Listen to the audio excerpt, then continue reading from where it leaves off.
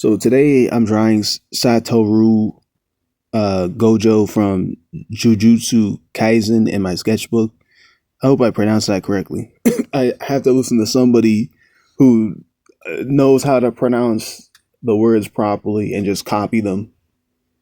Um, that's one thing I was never really good at is pronouncing something properly.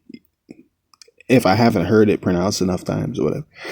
Gojo is a great character to practice because of his strong facial structure, unique hairstyle, and confident expression. I start by sketching the basic head shape and placing the eye line. This helps the proportions. This helps keep the proportions balanced before adding the facial features.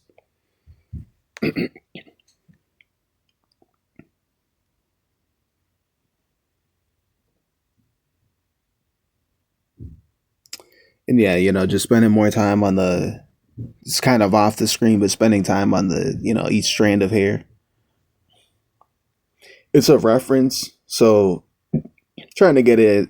You know, I'm not tracing, but and there's things that are not going to be there's things that are not going to be the same as a reference, but the idea is to get it so close that you're drawing the character properly. Like, is this like official art, or is this art that accurately depicts this character? And can my drawing accurately depict the character to the point where someone sees it and they recognize it, or they recognize that this is like a very well drawn photo of him, based on like what my current skill level is, right?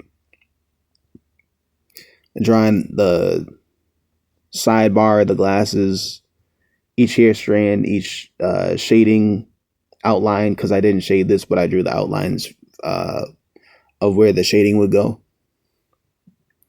Drawing the glasses rim, taking everything into consideration regarding proportions, like where did the shading of hair strands and each hair strand fall on what part of the rims of the glasses, literally. um and puzzle piecing all that together, as I'd usually say. Next, I draw the eyes, the nose, and the mouth to establish Gojo's calm and confident expression. Once the facial features are placed correctly, the character really starts to come together.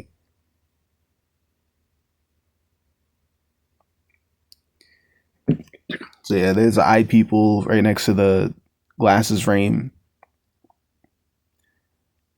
I didn't shade the glasses, but I drew the outlines of what some of the shading, like the reflective shading, I'll just call it that was on the outer glasses.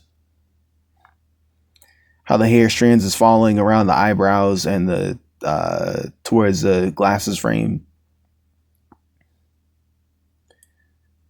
There's a few parts of the hair like very barely shaded, but I did that to kind of remind myself of where that strand of hair was, because there was quite a few hair strands that when I'm going back up to it in pen, if I'm connecting or if I'm drawing up another hair strand near that one, I want to make sure there was only so many hair strands that I specifically drew and which one was what, and some of them were more darkened in, and so I might have did a little bit more shading to, by the time I see it, I'm not making any mistakes. I'm aware of like which strand it was according to the reference I was using to kind of piece it all together.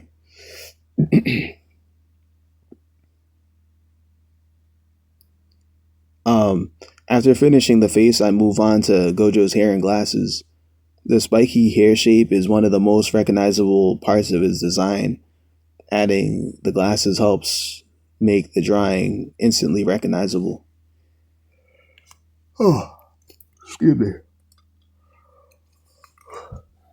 And yeah, so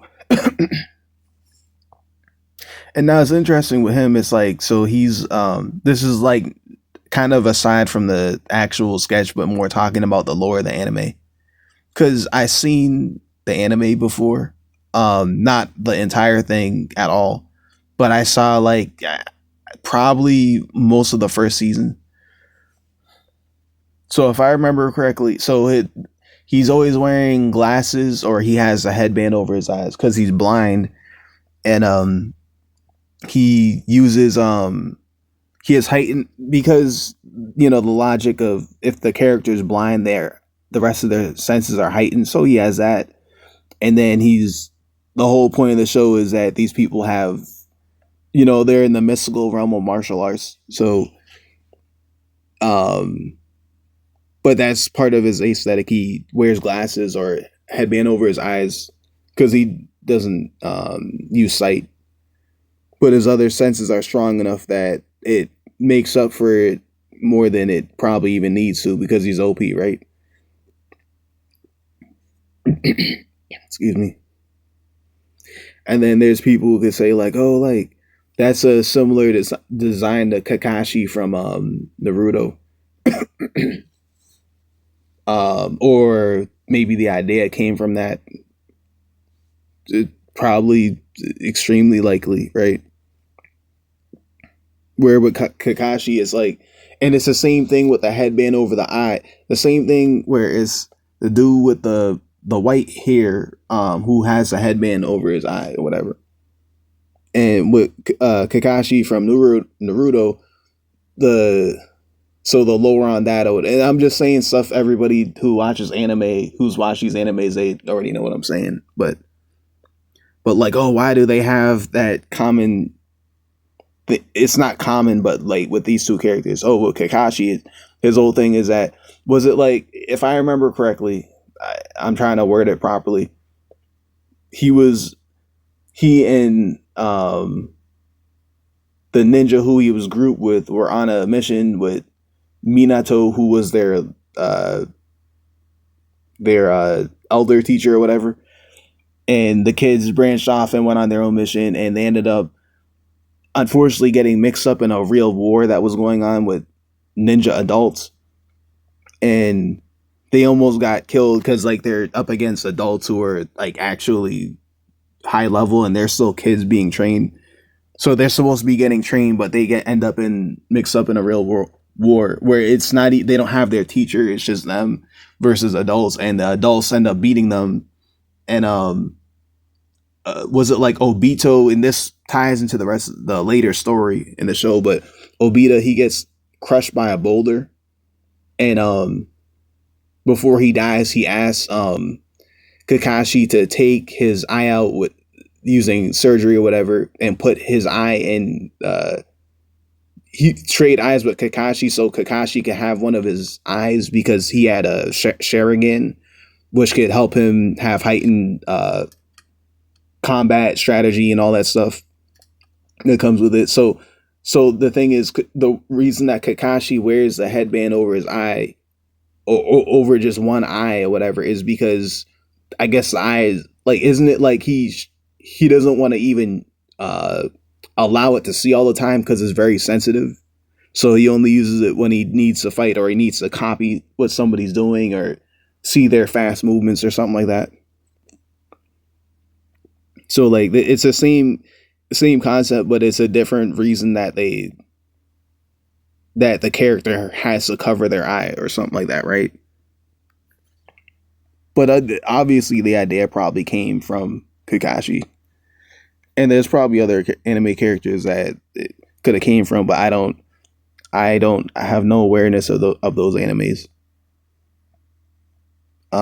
So back to the actual sketch, and enough about the lore. Next, I sketch a collar and the hand pose. The raised collar adds attitude to the character and gives the drawing more personality. And yeah, once everything is placed, I clean up the main lines and add some shading around the neck and clothing to create depth. And that's my sketch of Satoru Gojo from Jujutsu Kaisen. I'm practicing my drawing every day to improve my skills. Let me know which character I should draw next.